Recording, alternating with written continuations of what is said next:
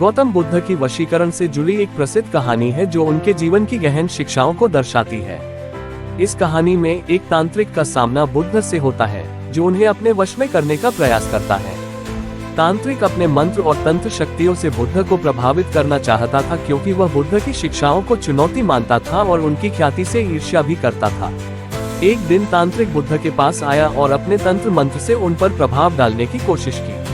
वह सोचता था कि यदि वह गौतम बुद्ध जैसे सिद्ध पुरुष को अपने वशीकरण में ला सकता है तो उसकी शक्तियां सिद्ध हो जाएंगी और लोग उसे अत्यधिक सम्मान देंगे। जब तांत्रिक ने अपनी साधना और मंत्रों का प्रयोग शुरू किया तो बुद्ध शांत बैठे रहे, उनकी मुस्कान में कोई बदलाव नहीं आया। काफी देर बाद तांत्रिक को अपनी असफलता का एहसास हुआ, लेकिन उसने हार मानने के बजाय बुद्ध से सीधा प्रश्न किया, आप पर मेरे मंत्रों का कोई असर क्यों नहीं हो रहा? बुद्ध ने उसे सहजता से उत्तर दिया, जिस मन पर आत्मज्ञान और शांति का वशीकरण है वहां अन्य कोई शक्ति काम नहीं कर सकती।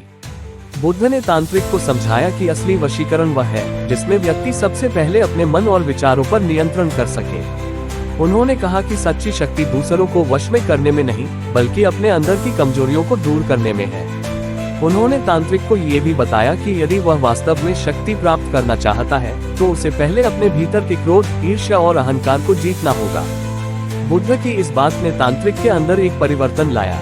उसे समझ में आया कि असली वशीकरण दूसरों पर नहीं बल्कि खुद के मन पर विजय पाने में है। इसके बाद तांत्रिक ने बुद्ध के चरणों में बैठकर शिक्षा ली और अपनी साधना का उद्देश्य बदल लिया।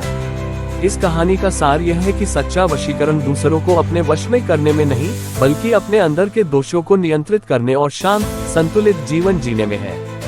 गौतम बुद्ध का यही संदेश था, आत्मज्ञान और आत्म शांति के साथ जियो और बाहरी शक्तियों के बजाय अपनी आंतरिक शक्ति को पहचानो।